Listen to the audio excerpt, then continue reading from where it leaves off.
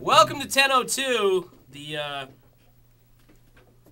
Oh, shut up. the Michael Phelps edition. We've been getting emails saying that my producer Mackay looks a little like the human torpedo, Michael Phelps. Let's have a little comparison, shall we? It's uncanny. Maybe I should get wet. Do you want me to go get in the sink and I'll douse my hair and put on a skull cap? Do I? It's only Monday. As you can see, Jesus Christ is also in the background because we were wondering out loud whether or not Jesus Christ is actually on Twitter, and it turns out, sure enough, Jesus_Christ is. We are also on Twitter. You can find us at Ryan Doyle Show if you just search Ryan Doyle Show, all one word, on Twitter. But we got about 300 people following us now, which is very cool. You were just reading a nice listener email to the Yeah, so really nice. Share that with We everybody just got while we're doing the program. As we got off the air. It says, it's from a person named Dolly. I notice all your programs have been from Niagara Falls. Have you been transferred to the Falls area? It's half true, actually. You're now on in Niagara as well as Toronto. Yeah, and people might be a little confused about that, thinking, okay, well, why is he mentioning Niagara Falls all the time? Well, we now have taken on a new station, and that was about a month ago, and we've actually met with some of the people there, and some of the people that run the station. They're very happy with what they're hearing, so we will continue. But we are still on in Toronto. And she refers to you as controversial. And Is she right about that? She's hoping, she does, she mentions that she thinks you're controversial, but she hopes your position at CFRB is secure because I guess she was a little worried. In today's economy, Dolly, nothing is secure. There are no guarantees. Get some horns and whistles on that one. Horns and whistles. I don't know what that means. Yeah, she really loves the show. So it's nice to hear from people who are, and she's been listening to you for a long time. She listens to the Bill Carroll Show and listened when you were on the Bill Carroll Show. And yeah, I used to be. Yeah. Way back in the day. I also want to introduce Mark Tang. Mark Tang is our technical guy, and you've never actually been in the studio for 1002? No, not in here. I was in there one time. You were in there one time. We were short-staffed. I don't know who that guy is. Justin. Oh, that's Justin. He's good. I don't know. He's a good guy. Mark Tang will never be invited back to 1002. It's okay.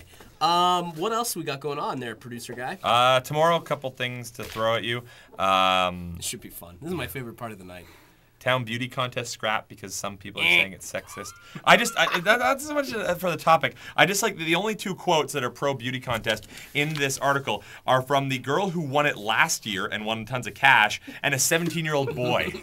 that is who is lobbying. Just getting irate about that. So and also this is a little more substance to this. I'll read the intro to this article. A couple sued Adina Realty for not telling them that a murder took place in the house they bought. The case raises questions about what real estate agents and sellers have to reveal about a home's past. Obviously, it's an interesting issue. It's been kicked around on talk radio before, but it might not be a bad one to raise. I got two doozies in my hand, though. Let's hear 'em. Doozies. One is a letter from a guy who was inspired by the Toronto Star's piece on nannies. You remember, the Toronto Star just did this past weekend. And he's talking a little bit about the fact that his wife allows his nanny to discipline their kid. So we'll talk a little bit about that. Good sound effects. You even work when you don't have the buttons in front of you. Also, everybody remember Nicky 9 Doors? Remember ringing somebody's doorbell and then taking off? Well, a guy who, down in Burlington, actually this is Burlington, Ontario, he was a little upset about some of the kids playing Nicky 9 Doors, so he decided he was going to fire his pellet guns at the children. There have been charges pressed. But what do you do? Against the man, not the kids. But what do you do when the kids ring the bell for Nicky 9 Doors? I don't know. So we'll talk about that. If I could encourage everybody who watches 1002, go back in time and watch yesterday's... I just have to point out something. Behind us is Jeremy Nasinowitz. He's a newscaster here at CFRB. He's preparing for his evening newscast. He was just watching 1002. Was he? A past edition. He is one of the many. Watch last night's 1002 because it's one of my favorites. It's one of the best we've ever done.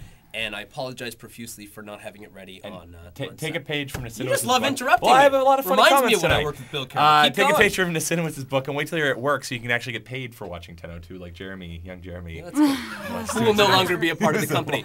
Mark Tang and I are actually working on a new little feature. I haven't told everybody else this yet, but we're going to try and take calls on 1002. That's what we're going to look to do in the days and weeks to come. Don't tell the bald guys because they're just going to copy it like they do everything else.